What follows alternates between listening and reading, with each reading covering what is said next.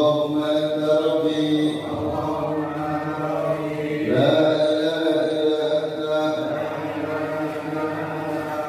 khalaqtani wa ana abduka. Doa sembahyang Jumat yang jamaah udah pada bubar, kecuali yang ngikut ngaji, tahu fadilahnya, tahu manfaatnya. Cuma sedikit yang ikut. Berenam, tukang gulung tiket, nyapo berbuat, tukang azan, kadang ada yang hilang duluan, tukang azan kagak ada, tukang komat, tukang komat, tukang mukul beduk, kalau beduknya tuh, ya. Itu yang paling benar tuh, kata Cinggisan ini paling cuma 5 orang. Ya. Wa sallallahu Muhammad sallallahu Muhammad, kita di juga orangnya karena menambah dari zaman Ibnen, dari zaman Kiprik, dari zaman Nabi Adam, orangnya JJ juga itu. Ya. Tidak paham kali ya. Ya enggak paham. Kalau enggak mau ngikut. Karena ini gede nilainya, besar manfaatnya. Buat yang ikut sama setan dibetot-betotin, ditarik-tarikin. Lama. Ya, jangan lama. Pulang. Anak bini udah nungguin, kopi pas lu takut dingin. Ada apa begitu pulang, bini lagi jentang, tidur, belum tidur kopi, bayangannya udah begitu. Di situ tuh mahal tuh, apalagi di ilahilas tulil firdausi ahla wa naqwa ala naril jahimi fahablika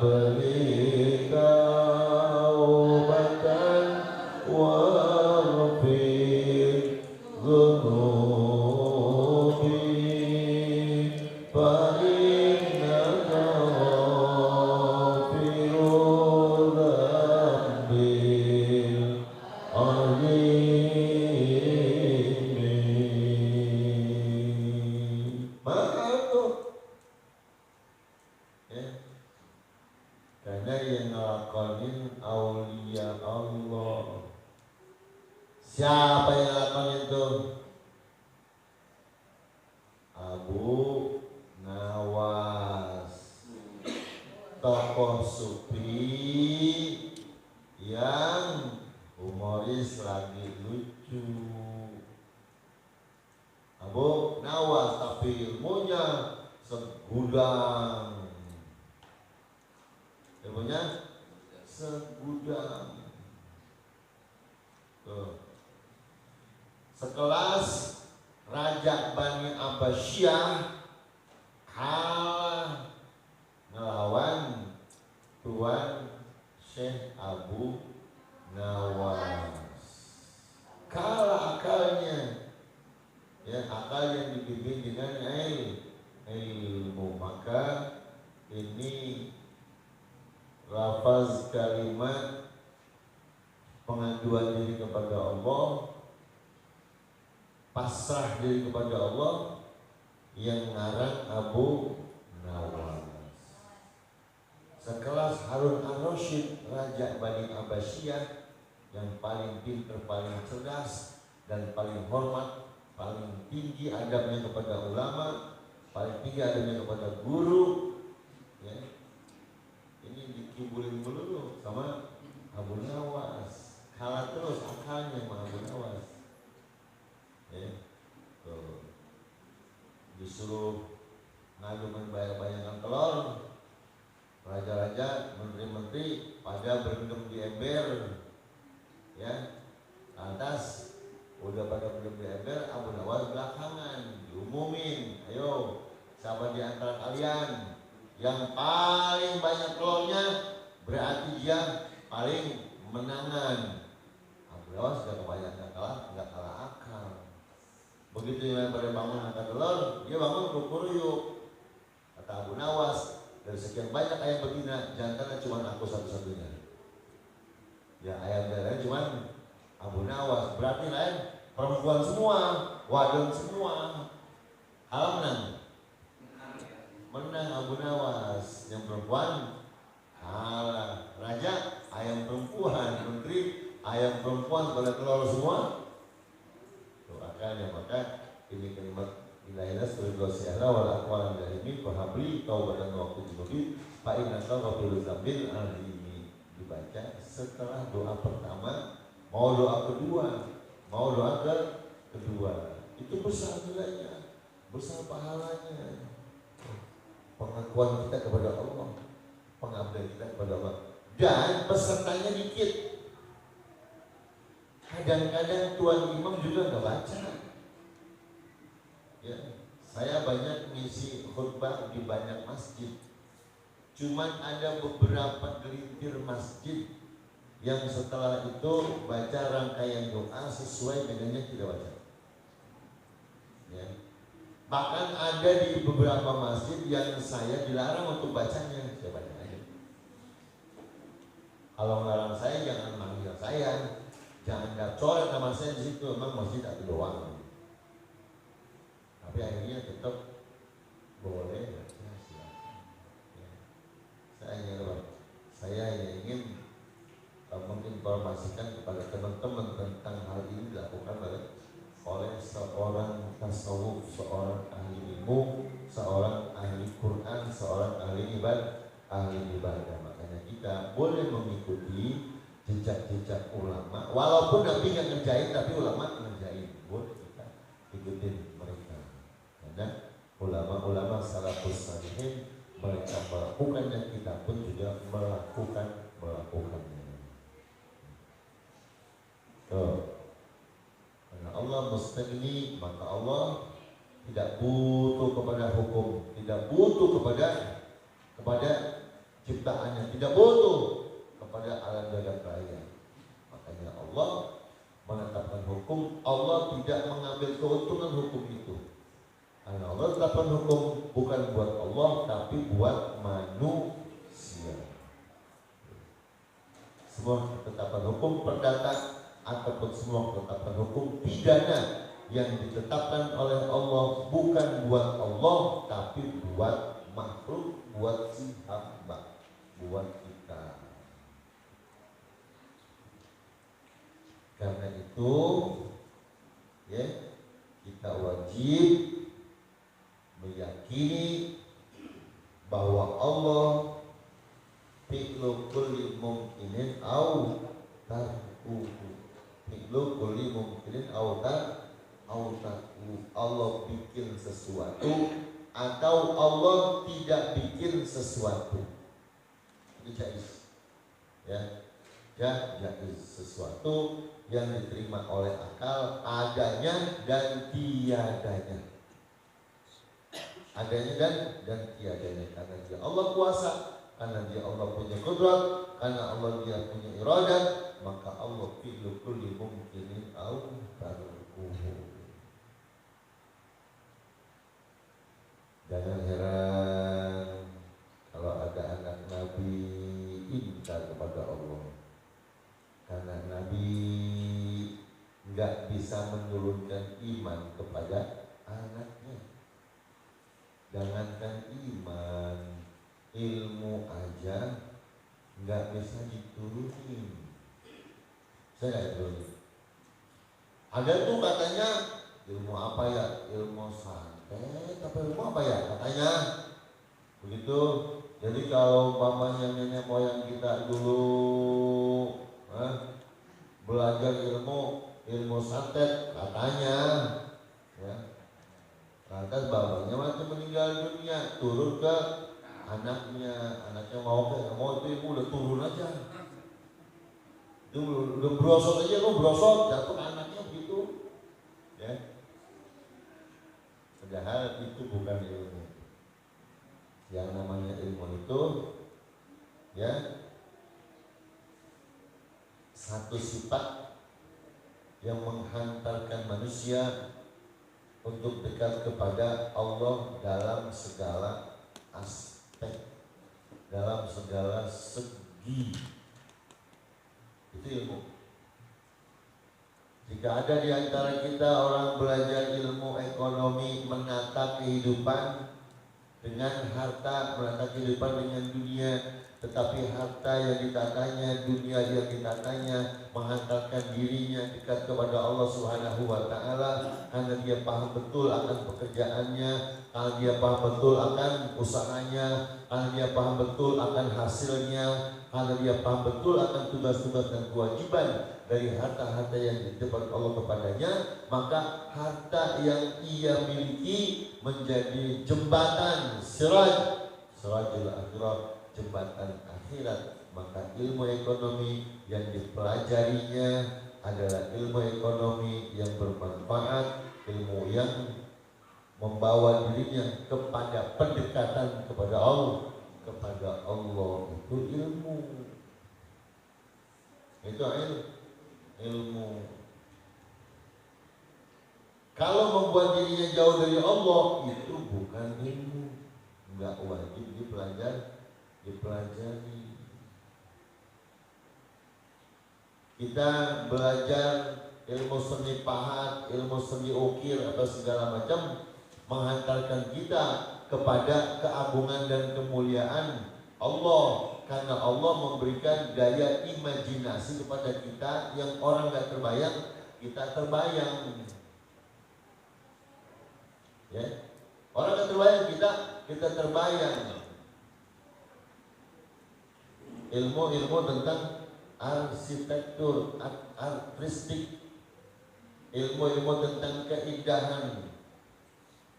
Itu orang nggak bayang, tapi kita bayang itu anugerah Allah. Dengan ilmu ini, ya, diaplikasikan dalam kehidupan, dibuatlah kaligrafi yang indah, yang ketika orang melihatnya akan tertarik. Kan banyak di antara kita, saya termasuk demen dengan kaligrafi. Begitu kaligrafi, ada ketertarikan tersendiri, ada nur cahaya kaligrafi yang dibuat. Itu kan ilmu keindahan, ilmu seni namanya. Tapi menghantarkan orang, termasuk misalnya di Pulau Jawa kayak Sunan Kalijogo dengan ilmu gendringnya, tapi ya yang Sunan Kalijogo dia pakai ilmu alat pukul semua, sebenarnya seni pukul. Menghantarkan dirinya dekat kepada Allah, ya, satu pukulan gamelan, menggetarkan hati yang mendengarkannya, ingat akan kekuasaan Allah.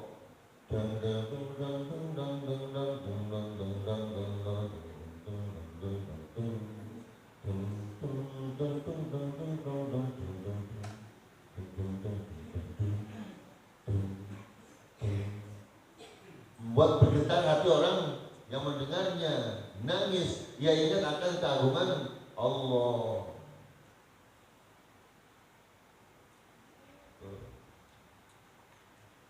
Ilmu Al-Quran yang dipelajarinya, dibacanya ayat-ayat itu. Lalu orang yang nggak bisa baca tapi paham, nggak bisa baca tapi ngerti, nggak bisa baca tapi mampu memaknai itu semua sehingga hatinya bergetar. Idza tuliyat alaihim ayatuhu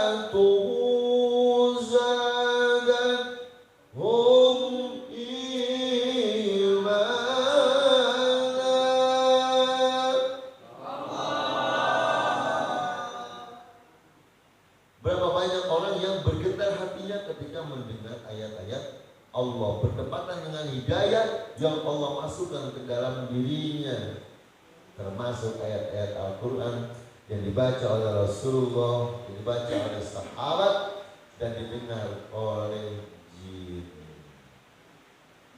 Ada sekelompok jin yang dapat hidayah dari Allah, masuk Islam. فَلَمَّا اسْتَمَعَ نَفَرٌ مِنَ الْجِنِّ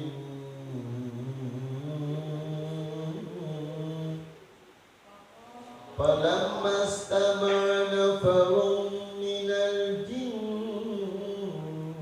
وقالوا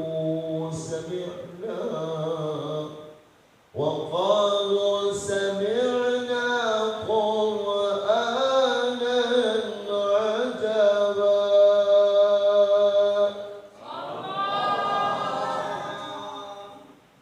Falamma istama'a nafarun minal jin, ketika ada sekelompok jin dengar, ya, dengar ayat Al-Quran dibacakan. Begitu amat sangat indahnya, amat sangat menakjubkannya, penuh dengan tanda-tanda kebesaran Allah, maka jin-jin itu masuk Islam. Dan akhirnya mereka juga mengumandangkan ayat-ayat Al-Quran di tempat itu seperti yang ia dengar dari Rasulullah, yang ia dengar dari sahabat-sahabat Rasulullah. Maka tempat itu tempat yang kosong, tapi terdengar ya riuh ayat-ayat suci Al-Quran. Maka tempat itu dibangun satu masjid, namanya Masjid Jin. Masjid Jin. Kemarin nyampe nggak di Masjid Jin? Nyampe ya? Ada di pinggir jalan, karena ini pakai pinggir jalan.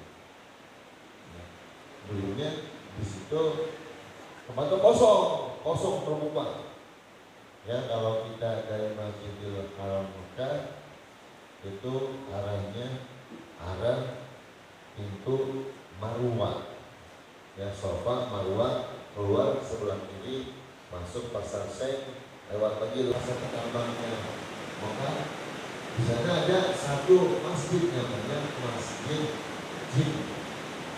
Syukur kita bisa mampir, kita bisa masuk dan bisa sholat. Ya, di tempat itu dulu riuh kedengaran orang pada tadarus Al-Quran, tapi nggak ada orangnya, nggak ada orangnya. Itulah satu keterangan yang Al-Quran para masamanya para menajib waqalu sami'na Qur'anan ajaba yahdi ilal haqqi wa ila thariqin mustaqim. Jin yang dapat hidayah Allah, mereka juga ikut ngaji. Makanya kalau kelihatan sebab kalaupun orang yang datang jin-jin muslim mukmin pada datang. Kalau orang itu kasyaf, kalau orang itu mendapatkan ilmu agami, kalau orang itu diizinkan oleh Allah untuk dapat menyaksikan mereka, maka ulama-ulama kiai, ya, mereka yang kayak begini terus diajar terus. Kenapa? Karena di depan-depan yang kosong-kosong kayak ini diisi oleh jin mukmin Islam. Jangan dianggap kosong, jangan. Kalau jual, insya Allah bisa pergi umroh. Oke, sebungkus 20.000, 2 bungkus 40.000. Sebulan udah 100, sebulan juga 200. Kalau sebulan itu 200, kalau 10 bulan 12 juta. 12 juta atau bisa sampai dengan 14 juta 800 atau kalau kita 14 juta 500 tahun. Gampang ya kira-kira. Gampang beli rokok 4 bungkus, yang sebelumnya 2 bungkus isep, yang 2 bungkus tabungin, masukin kardus. Dulu saya dengar apel jin itu sama apel jin. Oh iya. Apel jin dari Kuningan. Iya. Tapi itu nggak bisa lihat jin. Iya. Gede bener maksudnya. Rame orang begitu semua.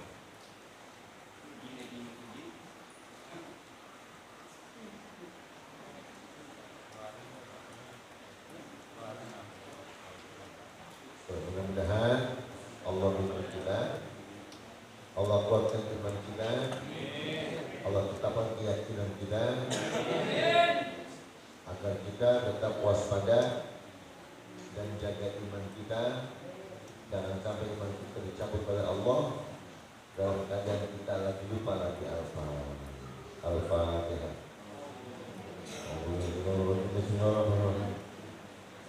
Alhamdulillah Rabbil Alamin Ar-Rahmanir Rahim Maliki Yawmiddin Iyyaka na'budu wa iyyaka nasta'in ihdinas siratal mustaqim Shiratal ladzina